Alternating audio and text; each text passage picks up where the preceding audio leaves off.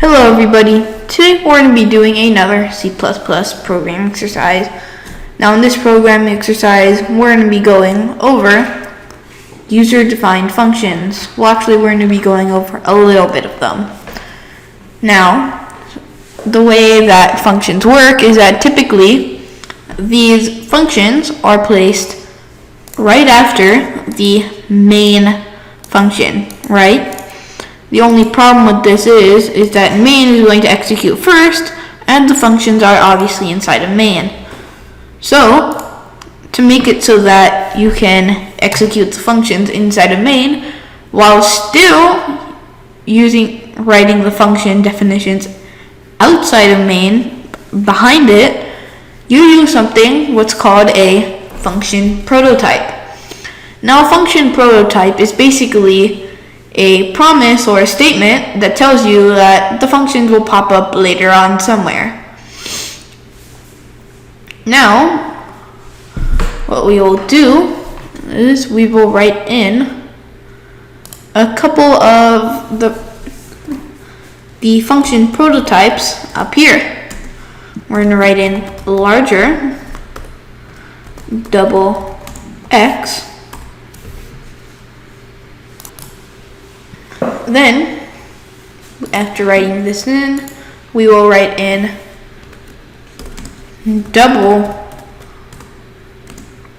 y as well, and then we will write a semicolon at the end of the prototype. After this, we will write in double compare 3. Now, the reason for using user-defined functions in the first place is because it makes more sense and it's a lot easier to divide one big problem into multiple tiny subproblems. For example, one function could calculate the area of a yard, another function could calculate how much time it will take to fertilize the whole yard, and another function could calculate the cost to do all of that. And all of those functions will obviously be included into the function main. Now,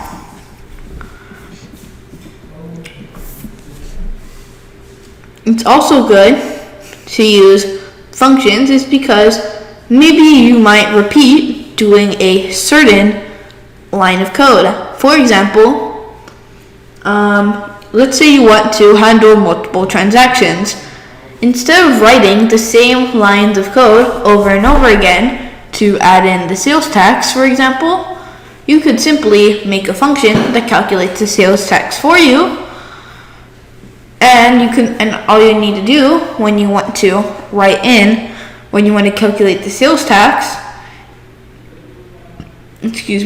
is use that function. So, then you want to write in double 1 as a variable and double 2. And after that, you want to write in cout line 8,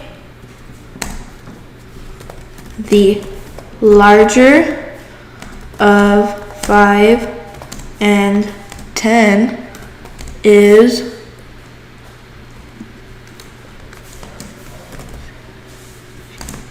larger 5, 10. Now, the reason that we include these two little things is because if we don't, then the program sort of sees that as an empty promise, like you don't actually promise to do anything.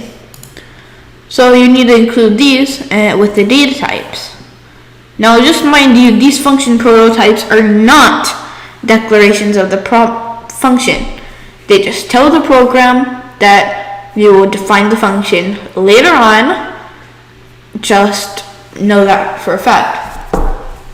That's all we tell the program. Now after this, we can write in endl.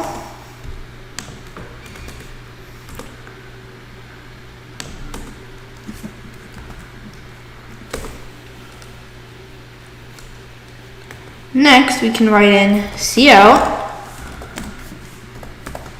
line 9, enter 2 numbers.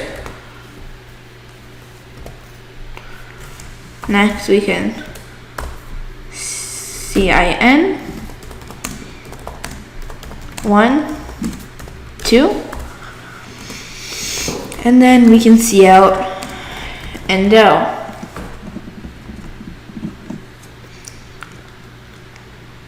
Now then, we can write in cout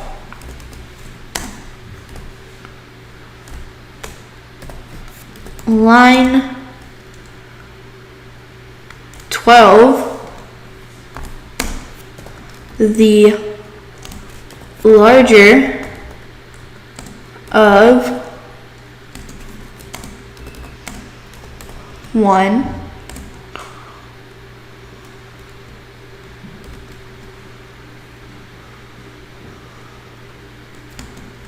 and 2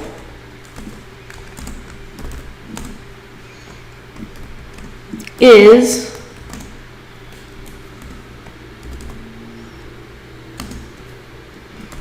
larger 1, 2.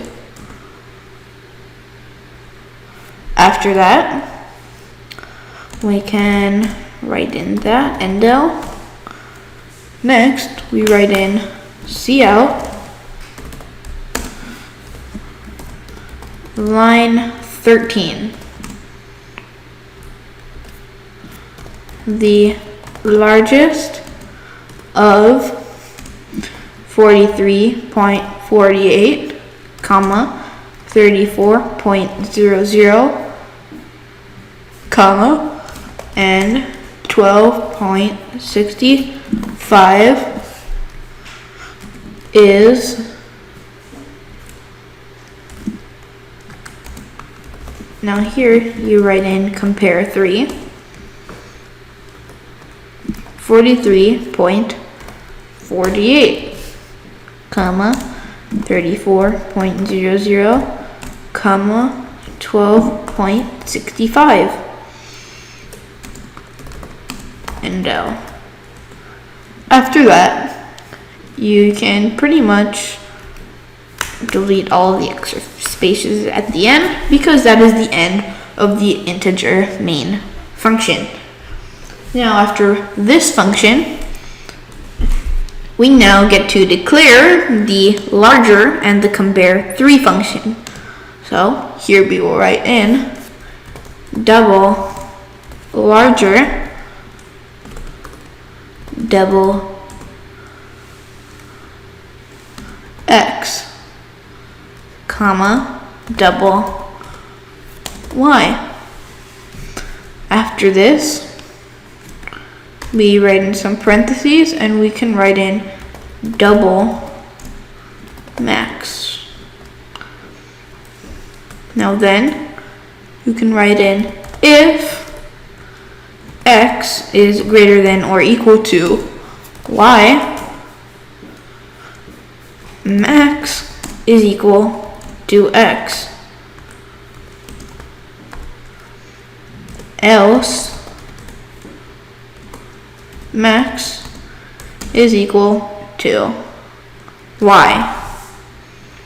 And then we will, of course, return max. For any function that must give out a value, you must write in something in the return at the end because it does something or returns a value.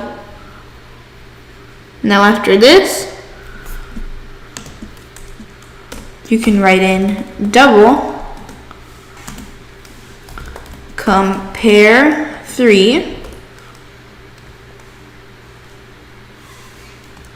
write in double x, comma, double y, comma, double z. After this, we can write in return larger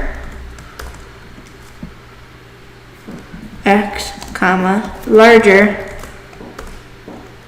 y, comma, z. Now, pretty much this just means that for larger, whichever one is larger, it returns it.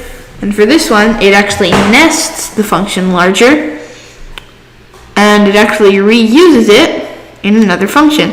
So, whichever is larger, y or z, it gets compared to x, and it returns to value. Now, if we run this program,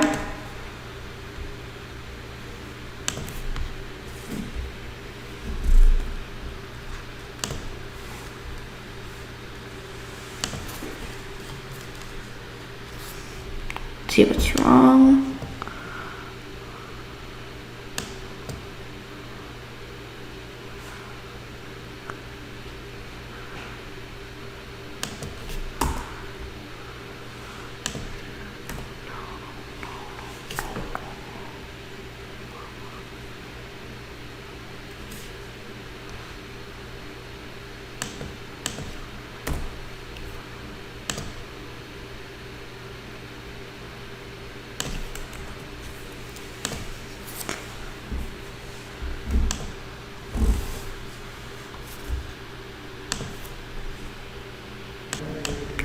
Now, after you correct the little mistakes, I accidentally forgot to write in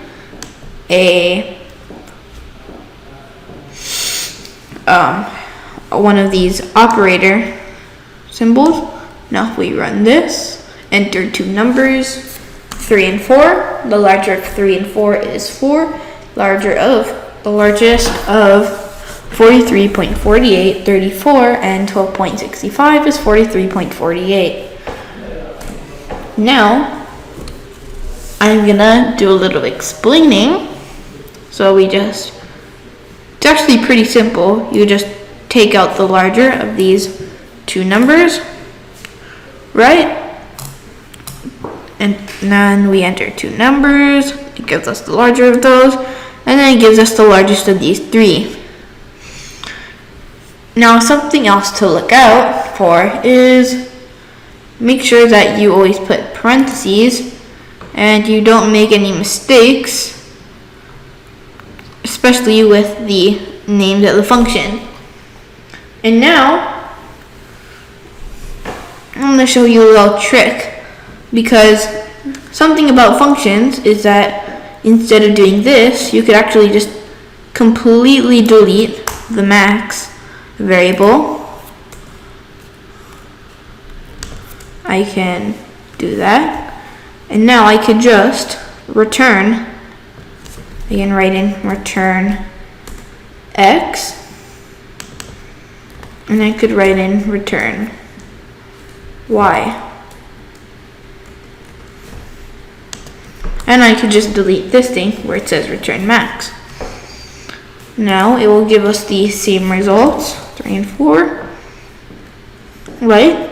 And something else that you can also do is, because whenever the return function, the return keyword gets executed, it actually just ends the whole program. Well, not ends the entire program, but it ends the function that it is in. So, something that we could do is we could actually also delete this else completely. Write in return y right there, and we will still get the same answer. So that's a neat little trick that you can do that involves C++ functions. And that's pretty much it for this video. Guys, I'll see you in the next video. I hope you guys had a great time with this program, and I'll see you in the next video. Bye!